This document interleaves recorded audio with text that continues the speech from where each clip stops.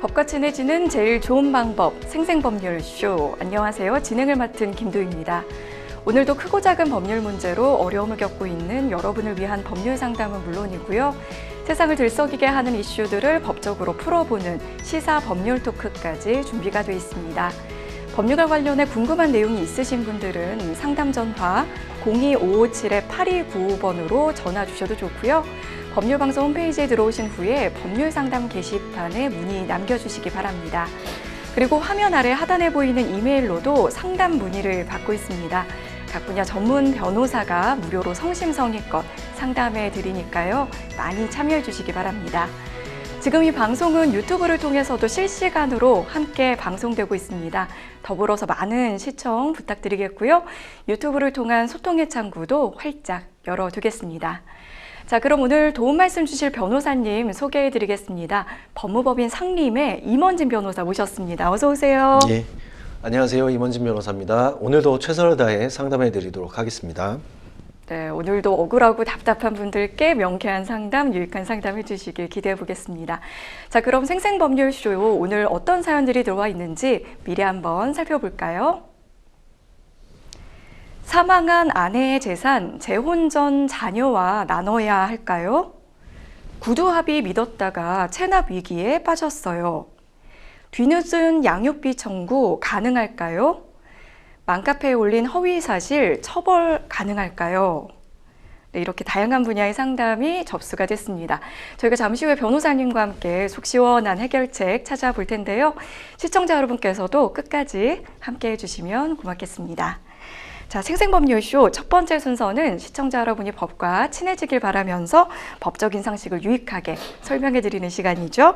새롭게 시행되는 법령을 한눈에 쏙 살펴보는 이달의 법령으로 시작을 해보겠습니다. 자, 첫 번째로 살펴볼 법령은 도시 및 주거환경 정비법입니다. 그동안은 규제가 많고 절차도 복잡해서 이 재건축 사업에 좀처럼 속도를 내기 어려웠다고 하는데요. 그런데 5월부터는 이러한 요건들이 보다 완화가 되면서 재건축 과정에서의 절차상 부담이 한층 줄어들 예정이라고 합니다. 변호사님, 이번 개정으로 달라지는 내용들 좀 자세하게 짚어주시죠. 예, 알겠습니다. 예, 5월 1일부터는 재건축 사업이 보다 신속하게 추진될 수 있도록 관련 규제가 완화되었습니다. 먼저 정비계획 수립 시에는 기존에는 토지나 건물 소유자 각각 분담금 추산액과 산출근거를 모두 포함해야 했지만 이제는 대표 유형별 분담금과 근거만 제시하면 되도록 바뀌어서 절차가 간소화되었습니다. 네. 그리고 건축물의 용도 제한도 사라졌습니다. 그동안은 재건축 사업으로 주택과 부대시설, 복리시설 외에는 오피스텔만 건설이 가능했지만 이제는 문화시설이나 업무시설 등도 함께 건설할 수 있도록 허용되어 지역 여건과 주민 소유에 맞는 복합 개발이 가능해졌습니다. 이에 따라 사업성 역시 개선될 수 있을 것으로 보입니다. 또한 조합 설립 요건 역시 완화되었습니다. 기존에는 전체 구분 소유자의 75% 이상의 동의가 필요했지만 앞으로는 70% 이상의 동의만으로도 조합 설립이 가능하게 되었습니다. 또한 재건축 사업 추진위원회가 조합을 설립할 때 상가 등 복리시설의 경우 과반수 동의가 필요했지만 정비구역 지정 이후 구분 소유자가 늘어난 경우에는 3분의 1 이상의 동의만으로도 조합 설립이 가능하게 되었습니다. 이와 함께 사업시행계획 인가 단계에서는 통합심의 대상이 추가되면서 관련 행정 절차도 간소화되었습니다. 네, 어떻게 보면 이번 개정으로 이 재건축을 좀 더 신속하게 추진할 수 있도록 여러 가지 기반이 좀 마련된 셈인 것 같은데요. 그런데 이제 요건이 완화되면 이제 분명히 좀 개선해야 할 점도 있지 않을까 싶은데 예. 어떤 점이 좀 보완되어야 한다고 보시나요? 예, 이번 개정으로 재건축 사업의 이제 속도는 확실히 이제 빨라질 수 있도록 개선이 되었지만 절차가 간소화된 만큼 공공성과 투명성의 확보가 역시 문제가 될 수 있을 것으로 보입니다. 특히 조합 설립 요건이 완화되면서 초기 단계에서의 갈등이나 소수 의견이 좀 무시될 수 있는 네. 가능성도 있고요. 또 때문에 이제 주민 간 의견 수렴 절차를 보다 체계적으로 운영할 수 있는 장치가 함께 마련되어야 할 것으로 보입니다.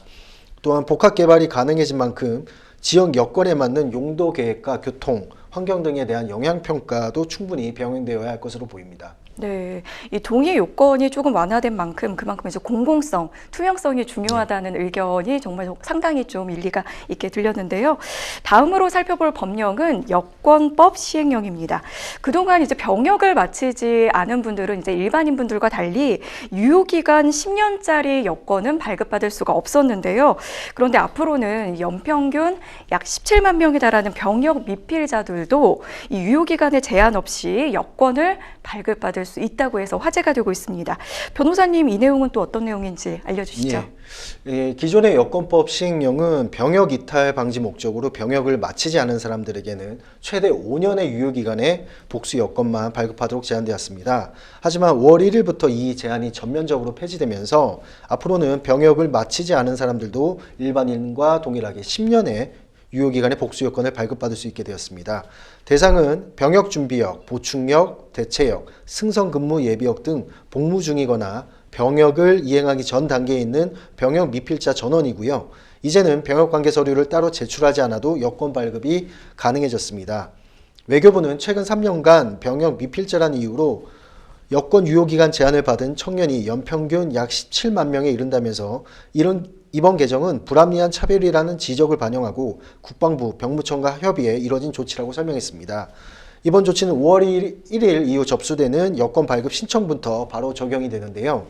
이전에 전자여권을 발급받은 이력이 있는 분들은 정부24, 재해동포 365, 민원포털, KB 스타뱅킹 앱 등에서도 온라인 신청이 가능합니다. 네, 그동안은 사실 병역 미필자들이 10년짜리 여권을 신청할 수가 없었는데 이번 소식 듣고 굉장히 좀 반가워했을 것 같고요. 또 병역 미필자들 사이에서는 그렇다면은 이제 좀 해외 여행도 자유롭게 갈 수 있게 되는 건가? 이런 부분을 좀 궁금해 하시던데 이 부분은 어떤가요? 이제 여권의 유효 기간이 이제 제한이 이제 철폐되었다고 해서 자유롭게 해외 여행까지 이제 허용되는 것은 아닙니다. 이번 개정이 여권의 유효 기간만 다른 분들과 동일하게 부여하겠다는 내용일 뿐 병역 미필자에 대한 국외 여행 허가 제도 자체는 그대로 유지되고 있습니다. 즉 병역 미필자가 해외에 나가려면 여전히 병무청의 국외 여행 허가를 받으셔야 되고 이를 어기고 허가 없이 출국하거나 허가받은 기간 내에 귀국하지 않을 경우에는 여권법 제19조에 따라 여권 반납 명령을 받을 수 있습니다. 기존에 좀 차별을 철폐하는 의미가 있었다. 이 부분 좀 짚어주셨고요. 그동안 이제 여권 재발급에 좀 어려움을 겪어왔던 분들이 있죠. 장기 해외 체류자나 유학생들에게는 또 굉장히 좀 반가울 만한 소식인데 추가적으로 개선이 이뤄진 내용들도 마지막으로 좀 짚어주시면서 마무리하면 좋을 것 같습니다. 이번 개정과 함께 우편 배송 서비스도 이제 개선이 되었습니다. 기존에는 행정기관에 방문해 여권을 신청하더라도 신청이 본인에게만 이제 우편 배송이 됐었는데요. 이제는 신청 당시 만 18세 이상의 가족이나 대리인을 수령인으로 지정할 수 있게 되었습니다. 방법도 간단합니다. 여권을 신청할 때 위임장을 함께 제출을 하시면 가족이나 대리인이 대신 우편으로 여권을 받을 수 있게 되었습니다. 이번 개선을 통해 유학생이나 출장 등으로 일정이 바쁘신 분들, 또 고령자나 대면 방문이 어려운 분들에게는 실질적인 도움이 될 것으로 보입니다. 네, 여러 가지로 좀 편의성을 좀 제공하는 서비스들이 마련되고 있는 것 같습니다. 지금까지 새롭게 시행되는 법령을 살펴보는 이달의 법령 함께 하셨습니다. 여러분은 지금 생생법률쇼를 시청하고 계십니다. 어렵고 복잡한 법률 문제로 고민하고 계신가요? 그렇다면 생생법률쇼가 도와드리겠습니다. 생생법률쇼에선 민사, 형사, 가사 등 각 분야 전문 변호사들이 매년 800여 건의 법률 문제를 속 시원하게 해결해드리고 있는데요. 그럼 무료로 법률 상담을 받을 수 있는 3가지 방법, 지금부터 소개합니다. 첫째, 02-557-8295번으로 전화해 법률 상담 신청을 한다. 둘째, 법률방송 홈페이지에 접속해 법률 상담 게시판에 사연을 올린다. 셋째, 지금 화면에 나오고 있는 이메일 주소로 사연과 연락처를 보낸다. 속 시원한 법률 상담 프로그램 생생법률쇼. 지금 바로 상담 신청하세요.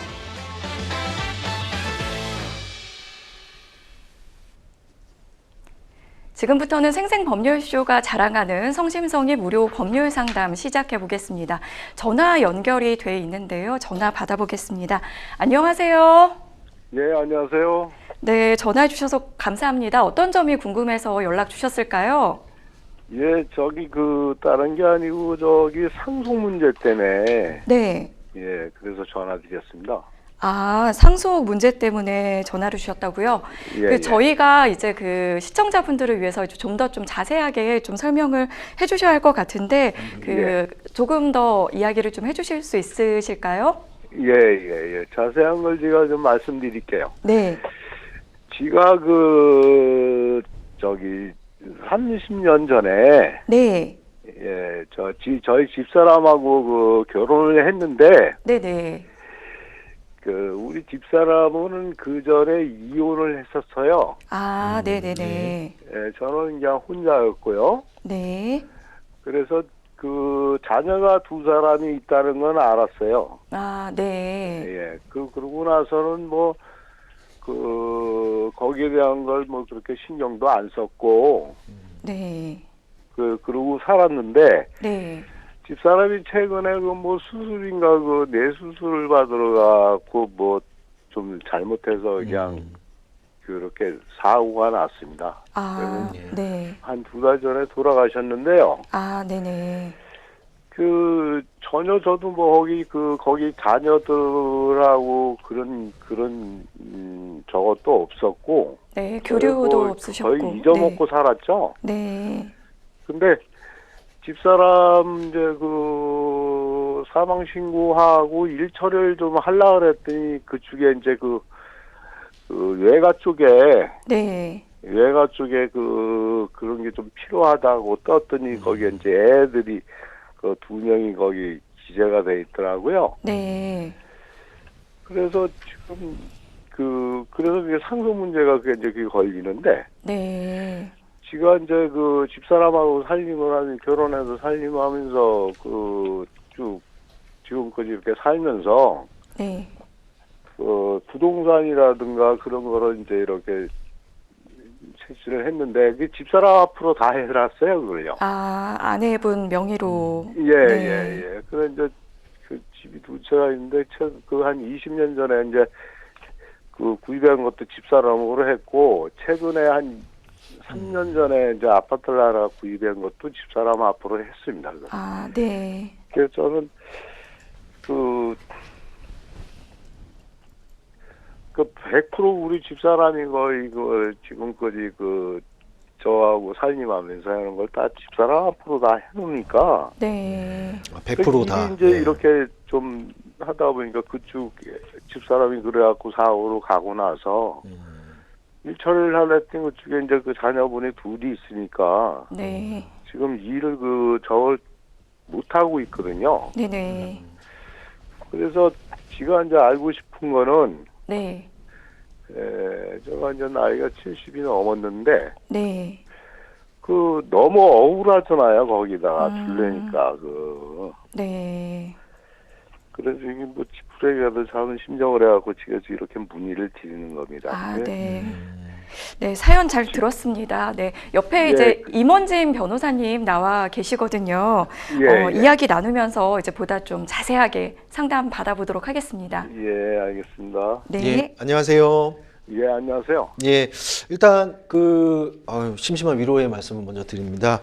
예, 사모님과 이제 사모님께서는 이제 전혼이 한 번 있으셨다는 거죠? 예, 예. 그리고 이제 그분 밑에 이제 다른 분과 이제 함께 낳으신 자녀 두 분이 계셨다는 거고, 예. 이제 재혼하신 이후로 이제 교류가 일절 없으셨다라는 말씀이시고요. 예, 저는 사실 그쪽에 안면 저우고요. 예. 집사람은 나는 그건 잘 모르는데 최근에 이제 작고하고 나서 이야기를 들어보니까 애들이 한 번씩 왕래를 했던 것 같더라고요. 아, 그래도 왕래를 안 오고 예. 밖에서 이렇게 자주는 안 오고 그런 것 같더라고요. 난 거기까지는 잘 모르고요.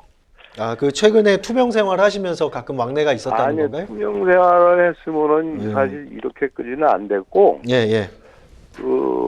수술 받으러 가서 날짜 입원해서 이튿날 수술하다가 잘못됐어요. 그래갖고 한 5일 정도 병원에서 그냥 홍수 상태에 있다가 갔거든요. 예. 그래서 그냥 갑자기 그렇게 해놓으니까 뭐 거기도 정신 없는 데다 또 일 처리를 하려니까 거기 자녀분들 있어갖고 지금 그런 저를 못 하고 있습니다. 그 상담자분과 그 사모님 사이에는 뭐 슬하에 자녀분이 예, 저 계신가요? 하나 있어요. 아, 한 분. 예. 예, 예. 그 애도 사실은 그걸 잘 몰랐거든요. 예, 예. 뭐 좋은 일은 아니기 때문에 사실 음. 그 이야기를 안 하고 있다가 최근에 그걸 알았죠. 이제. 네.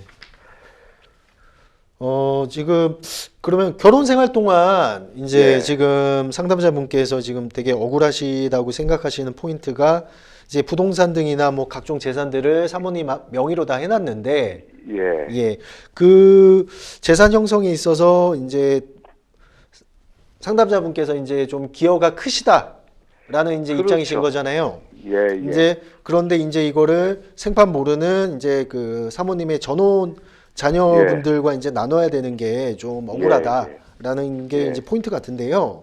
예. 그러면 그 결혼 생활 동안 보통 경제 활동은 두 분 중에 누가 담당을 하셨나요? 뭐 집사람도 그게 뭐 쭉 쉬지는 않고 일을 했었고요. 예. 어떤 일을 하셨을까요? 그분은 이제 우리 집사람 같은 경우에는 뭐 요양보호사 쪽을 좀 일을 하셨어요. 예.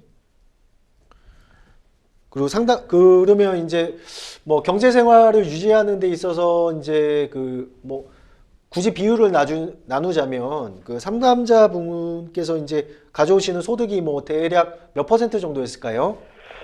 글쎄요, 내가 봤을 때는 집사람하고 저 했을 때는 한 뭐 집사람이 한 3이라 그러면 저가 7 정도 되겠죠? 7 정도, 예, 7대 3 정도로 이렇게 예. 그리고 이제 부동산 말씀을 하셨는데 그러면 그 예. 취득하신 부동산은 이제 결혼하시고 나서 이제 취득을 하신 것들이죠. 그렇죠. 예. 예, 예. 그리고 그 자금을 이제 매수 자금은 공동으로 형성한 자금으로 이렇게 사신 거고요. 예, 예, 예. 뭐 상담자분이 전적으로 부담하시거나 그런 건 아니고요. 예, 그 뭐 100%는 아니어도 이제 7대 3 정도는 돼요, 지금. 이게 만약 100%면은 이제 명의 신탁이 될 수도 있어 갖고 이제 여쭤본 건데 그런 건 아닌 것 같고요. 예, 예. 예.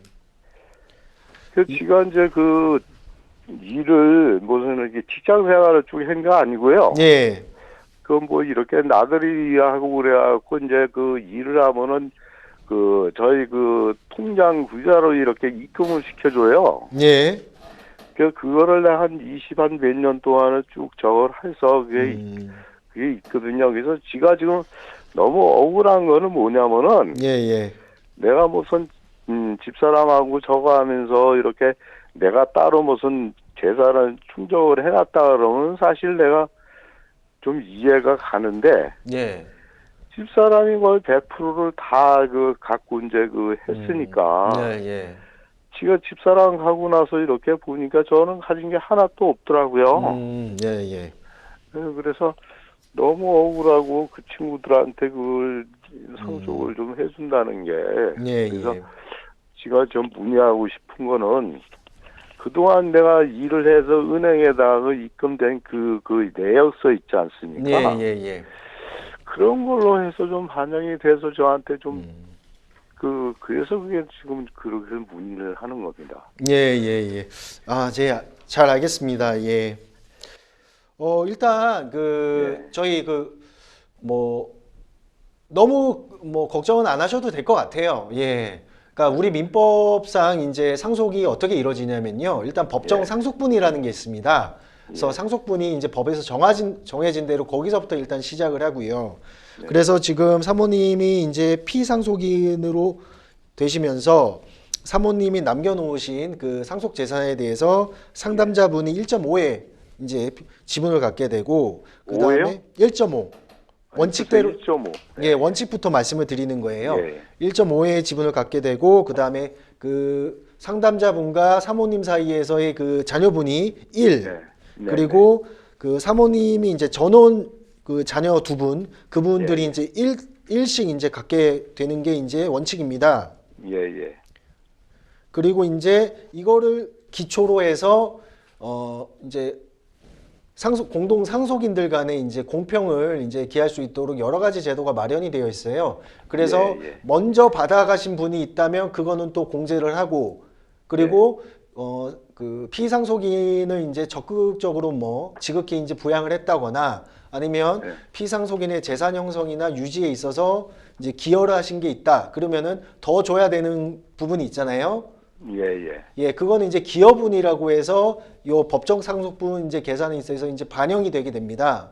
예. 그래서 예. 지금 상담자분께서 이제 원하시는 거는 이제 기여분 결정에 관한 거에 대해서 좀 궁금하신 예. 것 같아요.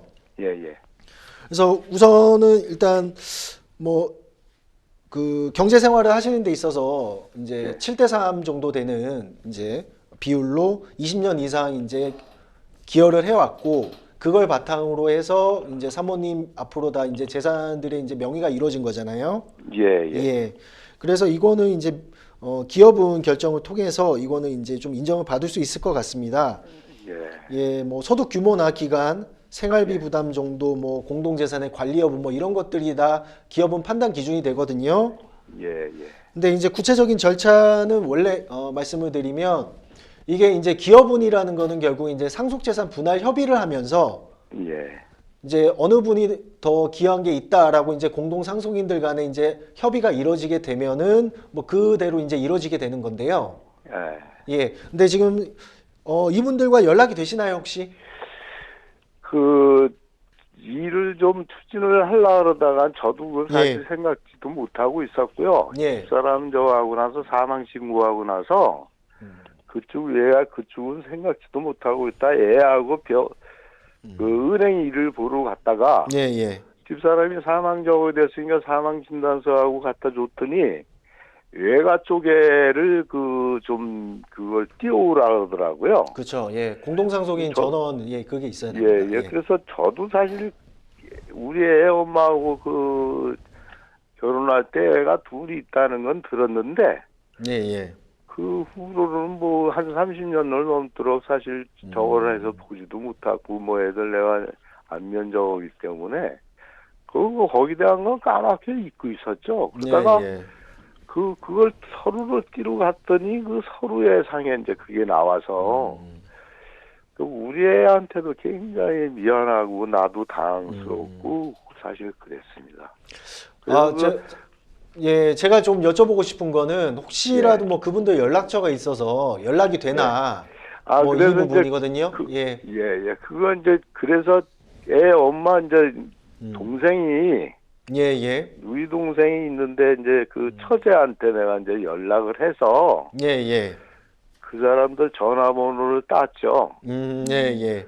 따서 내가 연락을 했더니 그 친구 이야기가 하더라고. 우리 엄마 왜 그렇게 만들어놨냐고. 그래서 내가 미안하다고 이야기는 했는데 예, 예.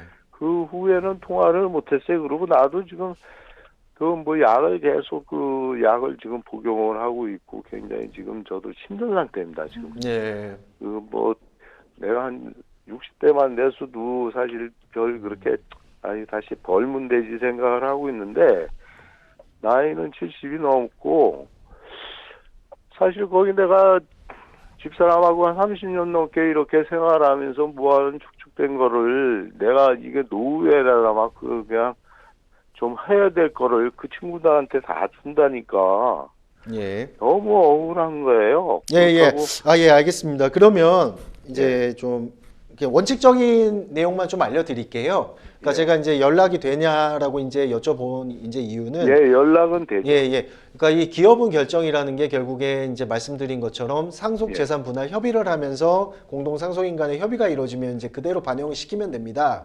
예, 예. 근데 만약에 이제 협의가 이루어지지 않거나 이제 뭐 불가능한 경우라면은 결국에 이제 가정법원에 이제 심판 청구를 하면서 네. 이제 이루어질 수밖에 없고요. 그래서 이제 상속 재산 분할 심판 청구를 하면서 보통 기여분 결정도 같이 청구를 하게 됩니다.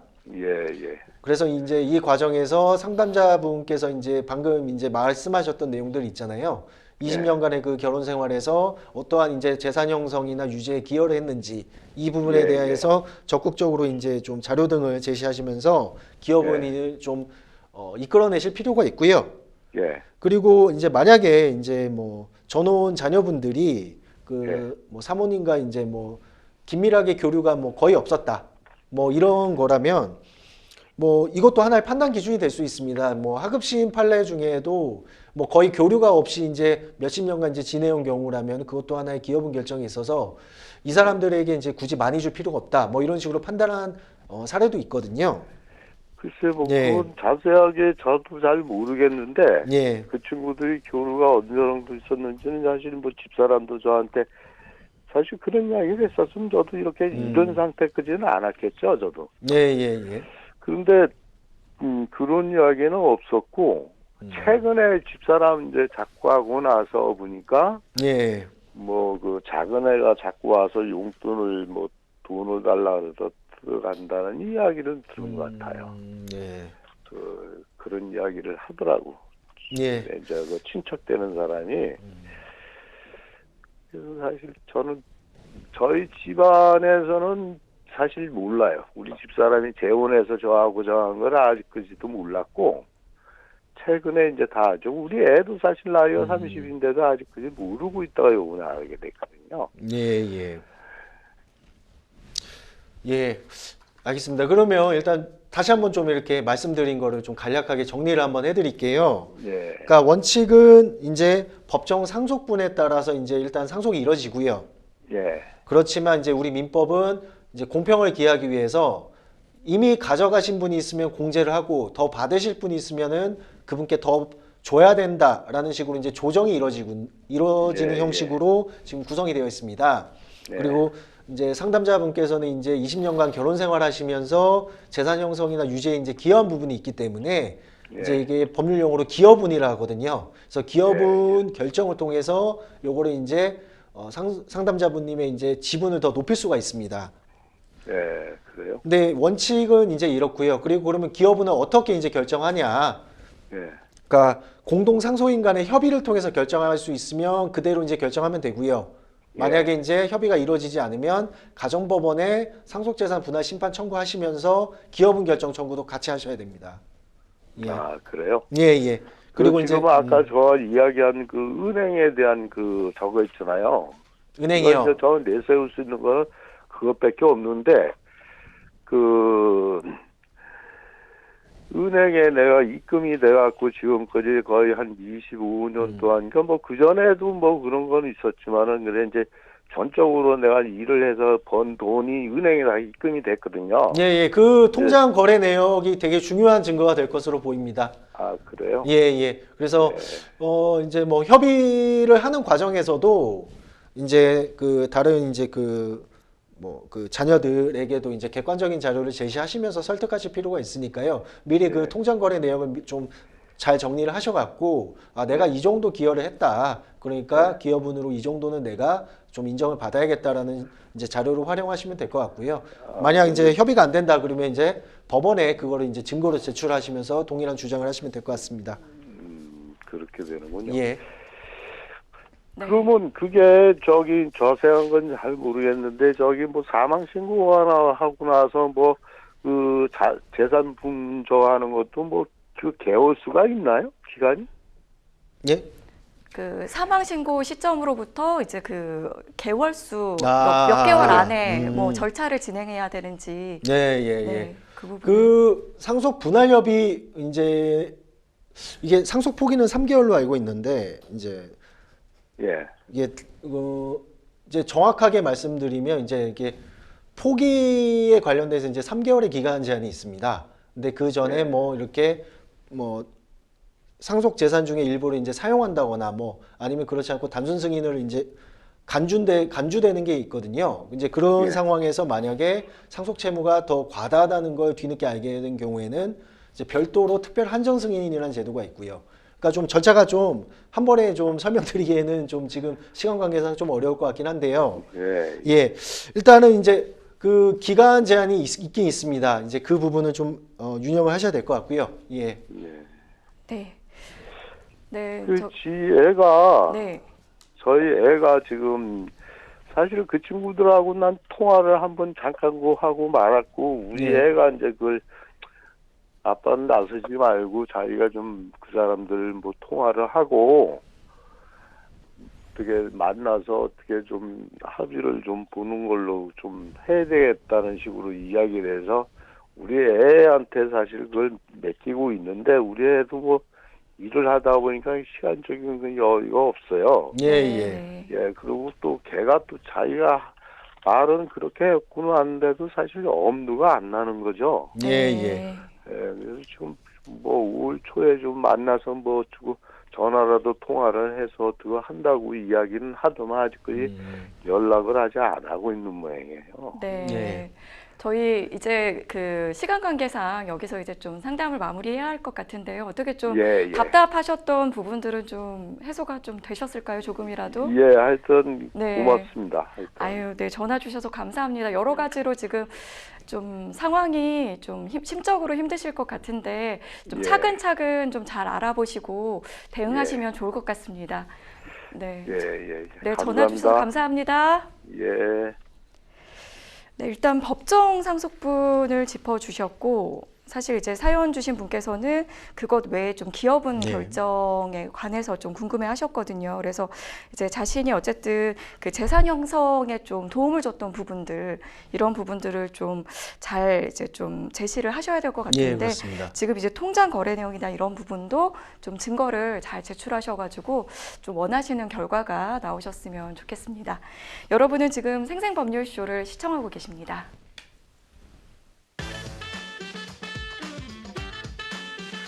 어렵고 복잡한 법률 문제로 고민하고 계신가요? 그렇다면 생생법률쇼가 도와드리겠습니다. 생생법률쇼에선 민사, 형사, 가사 등 각 분야 전문 변호사들이 매년 800여 건의 법률 문제를 속 시원하게 해결해드리고 있는데요. 그럼 무료로 법률 상담을 받을 수 있는 3가지 방법, 지금부터 소개합니다. 첫째, 02-557-8295번으로 전화해 법률 상담 신청을 한다. 둘째, 법률방송 홈페이지에 접속해 법률 상담 게시판에 사연을 올린다. 셋째, 지금 화면에 나오고 있는 이메일 주소로 사연과 연락처를 보낸다. 속 시원한 법률 상담 프로그램 생생법률쇼. 지금 바로 상담 신청하세요.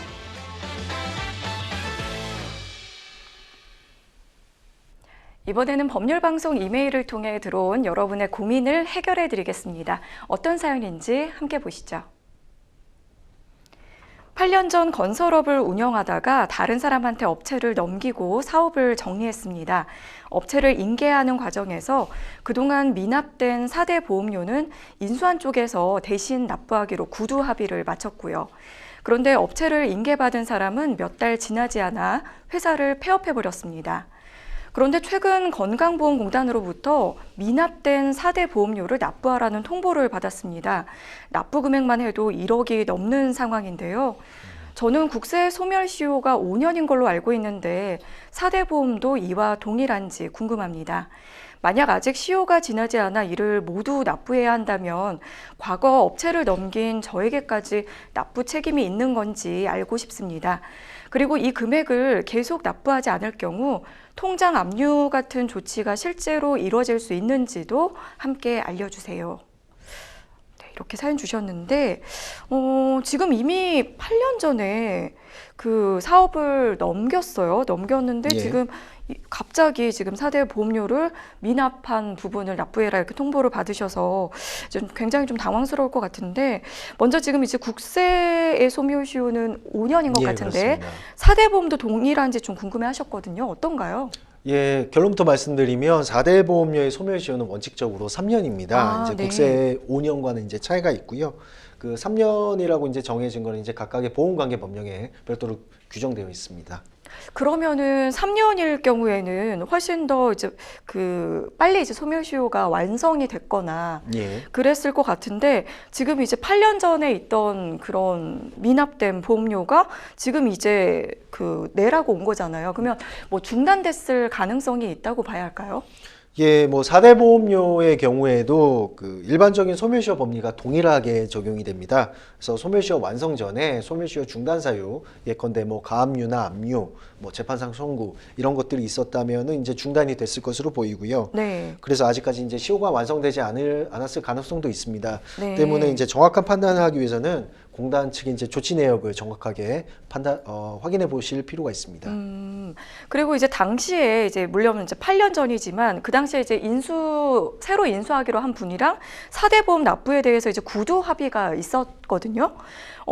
이것만으로는 지금 이 사연 주신 분께서 이 4대 보험료 그때 그 당시에 내가 새로 인수하는 분이 내기로 했는데 라면서 좀 주장을 하면서 납부 책임을 좀 면할 수는 없을까요?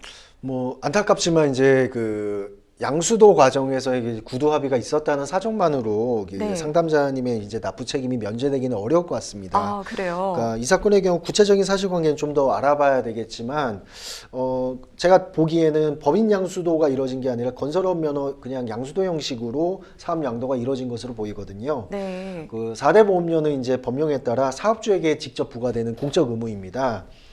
때문에 당사자 간의 합의만으로 그 책임이 소멸되거나 이전되지는 않고요. 네. 그 만약에 이제 상담자분께서 이제 대신 납부를 하셨다면 인수인에게 나중에 이제 구상권을 행사하는 방식으로 대응을 하셔야 될 것으로 보입니다. 그렇군요.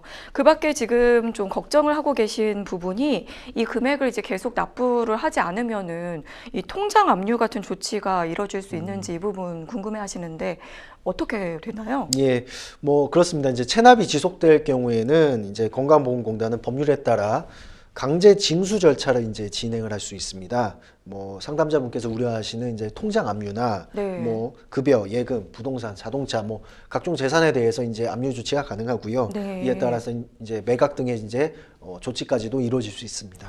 지금 이제 현재 그 재산이 조금 묶일 수 있는 위험이 있는 상황인 네. 것 같은데 현재 납부 금액이 1억이 넘거든요. 이게 상당히 좀 큰 금액이고 사실 이제 좀 빠른 시일 안에 이걸 납부를 한다는 건 좀 어려워 보이는데 뭐 납부 금액을 줄인다거나 아니면 분할해서 뭐 이렇게 좀 지급할 수 있는 그런 방법은 없을까요? 예, 일단은 뭐 분할 납부의 길은 제도적으로 마련되어 있습니다. 다행히. 때문에 이제 보험공단 측에 좀 이제 문의를 하셔서 상담자분의 경제적인 상황을 이제 설명하시면서 분할 납부 계획을 이제 수립해 보시는 거를 이제 논의를 해 보실 수 있을 것으로 보입니다. 네, 그렇군요. 일단은 그 당사자 간의 합의만으로 이걸 좀 면할 수 없다. 이런 부분에 대해서는 좀 잘 모르셨던 부분도 좀 있을 것 같은데 이 부분에 대해서 좀 뭐 공단에 좀 이의를 제기한다거나 좀 뭐 소송을 통해서 다퉈볼 여지가 좀 있다고 보시나요? 우선은 이제 인수자와의 이제 그 구두 합의만으로는 이제 공단 측에서 이제 이게 일반적인 민사 법리로 본다면 이제 면책적 채무 인수거든요. 네네. 그러면 채권자 입장에서는 이 사람은 빠져나가고 이 사람이 새로운 채무자가 되는 거에 대해서 채무자도 승인을 그렇죠. 네. 채권자 입장에서 이제 네. 채무자가 바뀌는 중대한 상황이기 때문에 승인이 있어야 되는데 그 양 당사자 간에서만 이렇게 구두 합의가만 있었던 사안이기 때문에 뭐 그 합의만으로 이제 보험료 납부무가 면책이 되거나 그렇게 될 것으로 보이진 않습니다. 네. 때문에 이제 아까 말씀드린 것처럼 이런 합의를 어기고 결국에는 이제 양도인께서 대신 납부를 하게 된다면 추후에 이제 구상권 행사하는 방식으로 좀 일을 풀어야 되지 않을까 싶은데요. 예. 네. 그러면 마지막으로 앞으로 좀 어떻게 대응하는 게 좋을지 조언 한 말씀 부탁드리겠습니다. 예.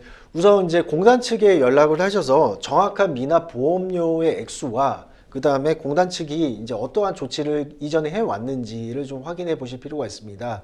그래서 이제 소멸시효가 완성된 부분이 어디까지 완성이 됐는지 좀 정확히 판단하셔야 될 것 같고요. 그리고 이제 양수도 당시에 이제 양수인과 이제 있었던 뭐 문자나 통화 내역 뭐 이런 것들이 있다면은 이렇게 뭐 자료들을 좀 미리 좀 준비를 하실 필요가 있어 보입니다. 그 법률 전문가 상담 통해서 현재 상황에 대해서 좀 구체적인 진단을 좀 받으실 필요가 있어 보이니까요. 예, 뭐 이 부분들을 좀 잘 정리를 하셔서 대응하셨으면 합니다. 네. 아무래도 이제 관련된 자료를 좀 요구를 하셔가지고 지금 현황이 어떤지 파악하시는 게 가장 중요해 보입니다. 계속해서 두 번째 이메일 사연 만나보겠습니다. 20대 중반의 직장 생활을 하다가 연하 남자친구를 만났습니다. 남자친구는 20대 초반이었고 3년간 교제를 했는데요. 잦은 다툼으로 서로 힘들어 헤어지기로 했는데 이별 후 임신 사실을 알게 됐습니다. 남자친구에게 이 사실을 알렸지만 남자친구는 아이를 지우라며 자신에게 연락하지 말라고 매정한 소리를 했습니다. 고민이 컸지만 뱃속의 아이에게 죄를 짓는 것 같아 아이를 낳겠다고 결심했습니다. 남자친구를 설득하려고 몇 번을 찾아가고 전화도 했지만 몰래 이사가고 전화번호까지 바꿔버렸는데요. 결국 저는 혼자 아이를 낳았고 미혼모가 되었습니다.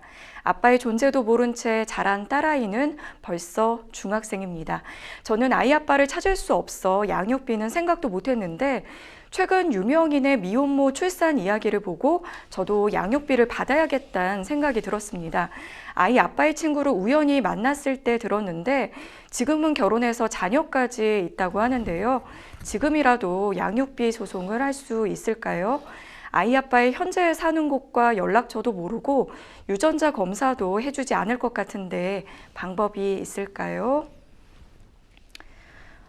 벌써 이 딸아이가 중학생이라고 하니까 세월이 좀 꽤 흐른 것 같습니다. 지금이라도 양육비 받을 수 있을까요? 예, 가능합니다. 다만 이제 상담자분의 이제 딸은 혼외자이기 때문에 네. 양육비 청구에 앞서 이제 인지 절차가 먼저 선행돼야 됩니다. 네. 그 법적으로 친자 관계를 이제 인정받는 절차가 인지거든요. 네네. 그래서 인지가 인정이 되면은 그 이후부터 양육비 청구가 가능합니다.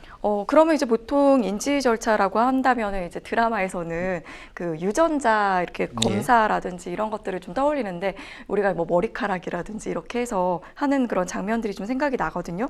그런데 이제 지금 남자친구 사는 것도 모르고 그 남자친구, 과거의 남자친구분이 만약에 유전자 검사를 뭐 거부한다면 그때는 좀 어떻게 할 수 있을까요? 예, 법원을 통해서 검사 명령을 통해서 이제 받을 수가 있는데요. 네. 가사소송법 제29조 1항에 따르면 가정법원은 혈족 관계의 유무를 확정할 필요 있고 다른 증거로는 판단이 어려운 경우에는 당사자에게 유전자 검사나 혈액형 검사 등의 수검을 명할 수 있습니다. 그리고 만약 정당한 사유 없이 이 수검 명령을 거부하게 되면 1천만 원 이하의 과태료를 이제 부과할 수 있고요. 그리고 또 재차 이제 정당한 이유 없이 이행을 하지 않는 경우에는 30일 이내에 이제 감치 명령도 가능합니다. 네, 법원에서 이런 검사 명령을 내릴 수가 예. 있군요. 그렇다면 인지가 된다면 그 다음에 이제 양육비를 이제 받을 수 있게 되는 건가요? 네, 그렇습니다. 이제 인지가 이루어지게 되면은 이제 법적으로 이제 친자 관계가 설정이 되는 거기 때문에 뭐 그때부터 장래의 양육비는 당연히 청구 가능하고요. 그리고 민법 860조에 따라서 인지의 효력은 이제 출생시로 소급을 하기 때문에 과거의 양육비도 청구가 가능합니다. 이제 다만 네. 이제 최근에 대법원 판례가 바뀌었기 때문에 뭐 자녀가 이제 성년이 되면 그때부터 이제 소멸시효는 또 진행을 하니까요. 과거의 양육비 청구 같은 경우에는 그 부분은 좀 유의를 하실 필요가 있습니다. 네, 지금 일단 아이 아빠의 연락처와 주소 부분을 좀 잘 모르시는 것 같아요. 뭐 어떻게 해야 할까요? 뭐 이 경우에는 이제 뭐 법원을 통해서 이제 사실조회 신청을 통해 이제 알아내시는 방법밖에 없어 보입니다. 네. 과거에 뭐 알고 있던 이제 남자친구의 뭐 주소나 전화번호, 뭐 혹시 뭐 동거래를 하셨다면 계좌번호, 뭐 이런 것들이 있다면 이것을 통해서 사실조회 신청을 이제 기관에 이제 해서 현재 이제 주소를 알아낼 수 있습니다. 네, 양육비 청구 이제 소송과 관련해서 이제 앞으로 좀 주의해야 할 점이라든지 챙겨야 할 사항 좀 짚어주시죠. 예, 뭐 이번 사안은 이제 혼외자 사안이기 때문에요. 먼저 친자관계 입증할 수 있는 자료 확보가 가장 중요합니다. 또한 실무상 인지 청구와 함께 양육비, 양육비 청구, 친권자 및 양육자 지정 청구를 병합해서 진행하는 것이 일반적이기 때문에 통합적으로 준비를 하실 필요가 있습니다. 네, 그렇군요. 마지막으로 이제 상담자님께 조언 한 말씀 부탁드리겠습니다. 뭐 지금까지 아이를 혼자 키워 오신 것만으로도 이제 충분히 존중받으실 일입니다. 뭐 양육비 청구는 단순히 금전적인 문제가 아니라 아이의 권리와도 이제 직결된 문제이기 때문에요. 뭐 상대방이 연락을 피하더라도 이제 법적 방법은 충분히 열려 있으니까 차근차근 이제 하나씩 준비를 하시면 될 것 같습니다. 네, 법적으로 좀 마련된 정당한 권리들을 좀 찾아가시는 과정이 될 것 같습니다. 응원해 드리고 싶고요. 자, 이번에도 또 이제 법률방송 이메일을 통해 들어온 여러분의 고민을 해결해 드리겠습니다. 어떤 사연인지 마지막 사연 만나보시죠. 저는 현재 필라테스 학원을 운영하고 있습니다. 최근 제게 어이없는 일이 일어났는데요.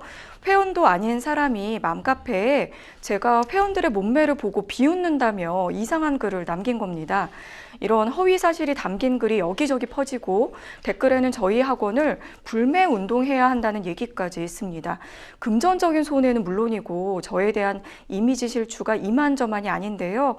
그 사람은 이 글이 너무 화제가 되자 공익을 위한 것이었다고 주장하면서 삭제를 예고했고 예상대로 삭제를 하기는 했습니다. 하지만 이미 피해는 다 본 상황인데요. 제가 어떻게 대처를 할 수 있을까요? 과거에도 사실 이런 비슷한 사연들이 좀 있었던 것 같거든요. 예. 좀 뭐 학원을 운영하시는 이런 자영업 하시는 분들이 이런 좀 악의적인 어떤 소문 때문에 굉장히 좀 곤란하시거나 진짜 좀 피해를 보시는 경우가 많은 것 같아요. 해당 글을 올린 이분의 행동, 법적으로는 어떤 문제들이 있을까요? 일단 뭐 해당 글은 사실이 아닌 내용을 인터넷 게시판에 올린 행위이기 때문에 정보통신망법상의 허위사실 적시한 명예훼손죄가 이제 문제될 수 있고요. 네. 또 이제 허위사실을 유포를 해서 이제 학원의 정상적인 운영을 방해한 측면도 있기 때문에요. 업무방해죄 이제 성립 여부도 검토될 수 있습니다. 그렇군요.